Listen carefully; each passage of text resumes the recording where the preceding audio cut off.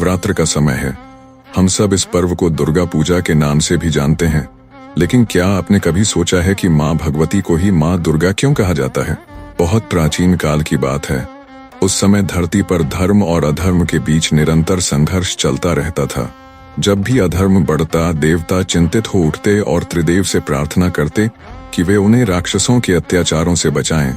समय समय पर भगवान विष्णु अवतार लेकर इस संसार में धर्म की स्थापना करते और अधर्म का नाश करते। इन्हीं अवतारों में से एक था वराह अवतार। जब दैत्य हिरण्याक्ष ने पृथ्वी को पाताल में ले जाकर छुपा दिया था, तब भगवान विष्णु ने वराह रूप धारण किया था। वराह रूप में उन्होंने हिरण्याक्ष का वध किया और पृथ्वी को अपने दांतों पर उठाकर पुनः जल से बाहर निकाला और उसे उसकी जगह स्थापित किया। इस प्रकार सृष्टि का संतुलन पुनः बहाल हुआ। हिरण्याक्ष तो मारा गया, लेकिन उसके वंश में एक एक करके और भी दैत्य पैदा हुए। इन्हीं में आगे चलकर एक दैत्य हुआ। रुरु बहुत बलशाली था और उसका पुत्र हुआ दुर्गम। यही दुर्गम आगे चलकर पूरे संसार के लिए भारी संकट बना। दुर्गमासुर महत्वाकांक्षी था। उसका सपना था कि ब्रह्मांड के तीनों लोक, स्वर्ग, पृथ्वी और पाताल पर उसका शासन हो। लेकिन यह सपना आसान नहीं था। वह जानता था कि जब तक देवता शक्तिशाली हैं, तब तक उन्हें हराना असंभव है। देवताओं की शक्ति का मूल स्रोत था वेद। वेदों के ज्ञान से ही यज्ञ होते थे और यज्ञों से ही देवताओं को आहुति और शक्ति प्राप्त होती थी। जब तक मनुष्य यज्ञ करते रहेंगे और देवताओं की स्तुति करेंगे, तब तक देवता अजेय बने रहेंगे। दुर्गमासुर ने यह रहस्य भली भांति समझ लिया। उसने सोचा, यदि किसी तरह वेद ही लुप्त हो जाएं, तो देवता कमजोर पड़ जाएंगे। यज्ञ तप जब सब बंद हो जाएगा और मनुष्य भी पथभ्रष्ट हो जाएंगे, तब ना कोई धर्म रहेगा, ना देवताओं को बल मिलेगा और तब पूरे ब्रह्मांड पर शासन करना आसान हो जाएगा। लेकिन यह कैसे संभव हो? तभी उसने अपने गुरु शुक्राचार्य से सलाह ली। शुक्राचार्य दैत्यों के गुरु और बहुत बुद्धिमान थे। उन्होंने कहा, बिल्कुल सही सोचा है। यदि वेद तुम्हारे पास आ जाएं और उनका ज्ञान किसी और को न रहे, तो देवता स्वतः शक्तिहीन हो जाएंगे। इसके लिए तुम्हें ब्रह्मा जी को प्रसन्न करना होगा। कठोर तपस्या करो और उनसे यह वरदान मांग लो। दुर्गमासुर ने निश्चय कर लिया। वह हिमालय पर गया और अत्यंत कठोर तपस्या करने लगा। उसने अन्न जल त्याग दिया, केवल ध्यान और तप में लीन हो गया। सहस्त्रों वर्षों तक उसने निरंतर साधना की। उसकी तपस्या से सारा ब्रह्मांड कांपने लगा। अंततः ब्रह्मा जी प्रसन्न हुए और उसके सामने प्रकट होकर बोले, वत्स दुर्गम, मैं तुम्हारी तपस्या से प्रसन्न हूँ। जो चाहो वर मांगो। दुर्गमासुर ने अवसर का लाभ उठाते हुए कहा, हे पितामह, मुझे 4 वरदान दीजिए। पहला यह कि चारों वेद मुझे मिल जाएं और उनका ज्ञान केवल मुझ तक ही सीमित रहे।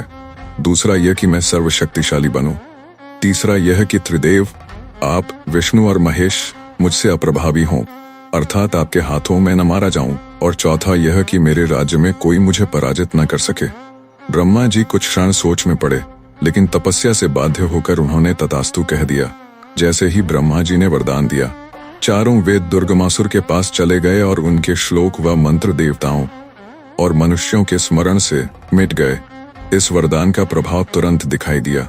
मनुष्य वेद भूल गए, यज्ञ बंद हो गए, देवताओं को आहुति मिलनी बंद हो गई। बिना यज्ञ के देवता निर्बल होने लगे। स्वर्ग का वैभव घटने लगा।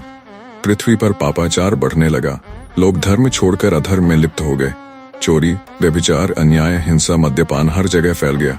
धीरे धीरे अन्न और जल का संकट भी छा गया। जब यज्ञ नहीं होते तो वर्षा भी नहीं होती। लोग भोजन और जल के लिए तरसने लगे। पाप और कष्ट से संसार कराह उठा।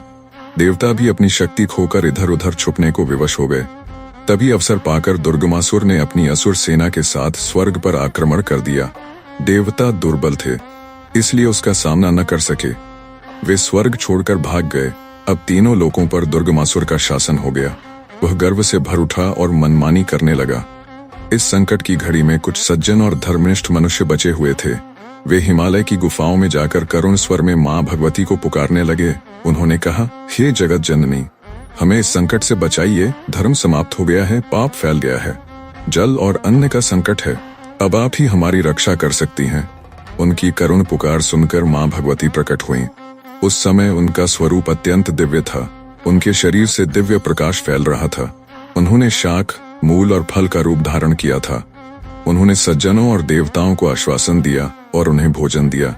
इसी कारण वे शाकंभरी देवी के नाम से भी प्रसिद्ध हुई। जब दुर्गमासुर को पता चला कि भगवती ने देवताओं और मनुष्यों को सहारा दिया है तो वह क्रोधित हो उठा। उसने अपनी विशाल सेना तैयार की और युद्ध के लिए निकल पड़ा। उसकी सेना इतनी बड़ी थी कि आकाश ढक गया। मनुष्य और देवता भयभीत हो गए और फिर माँ से रक्षा की प्रार्थना करने लगे। माँ ने अपने चक्र को आदेश दिया कि वह देवताओं और मनुष्यों की रक्षा करे। फिर उन्होंने अपने स्वरूप से अनेक देवियों को प्रकट किया। कालिका, तारा, भैरवी, मातंगी, छिन्नमस्ता, बगला, भुवनेश्वरी, श्रीविद्या और अन्य शक्तियां, कुल मिलाकर 32 शक्तियां प्रकट हुईं। इन सभी देवियों ने मिलकर असुर सेना पर आक्रमण कर दिया। युद्ध 10 दिनों तक चला। हर दिन भयानक युद्ध हुआ। असुर अपनी पूरी शक्ति से लड़ते, लेकिन देवियां उन्हें परास्त करती रहीं। असुरों का रक्त प्रवाह नदी की तरह बहने लगा। अंततः 10वें दिन पूरी असुर सेना नष्ट हो गई। 11वें दिन स्वयं दुर्गमासुर युद्ध भूमि में आया। उसका रूप भयंकर था। उसने गर्जना की और माँ को ललकारा। युद्ध आरंभ हुआ। कभी दुर्गमासुर भारी पड़ा तो कभी माँ। देवता छुपकर ये दृश्य देख रहे थे और मन ही मन माँ की जयकार कर रहे थे। अंततः माँ ने अपने अद्भुत शस्त्रों और दिव्य शक्तियों से दुर्गमासुर का वध कर दिया। उसका शरीर धरती पर गिर पड़ा और उसकी आत्मा विनाश को प्राप्त हुई। दुर्गमासुर के वध के साथ ही वेद पुनः स्थापित हो गए। देवता अपने बल को पुनः प्राप्त कर देवलोक लौट गए। यज्ञ आरंभ हो गए। वर्षा होने लगी। अन्न और जल की कमी दूर हो गई। पृथ्वी पर धर्म की स्थापना फिर से हुई। तब देवताओं और ऋषियों ने माँ की स्तुति की और कहा, हे देवी, आपने दुर्गम नामक दैत्य का वध कर हमें और समस्त प्रजा को संकट से बचाया है। इसीलिए आप सदा दुर्गा नाम से पूजित होंगी। तभी से भगवती को माँ दुर्गा कहा जाने लगा। नवरात्र में माँ दुर्गा की पूजा करने से धर्म, अर्थ, काम और मोक्ष ये चारों फल प्राप्त होते हैं। माँ की आराधना से जीवन में सुख समृद्धि आती है और सभी संकट दूर होते हैं। कहानी यहीं समाप्त होती है, लेकिन हमारी मुलाकात यहीं खत्म नहीं होती। अगली कहानी में आपको और भी अद्भुत प्रसंग मिलेगा। अगर ये कथा आपके दिल को छू गई हो तो चैनल को सब्सक्राइब करके जुड़े रहिए ताकि अगली बार हम फिर मिलें।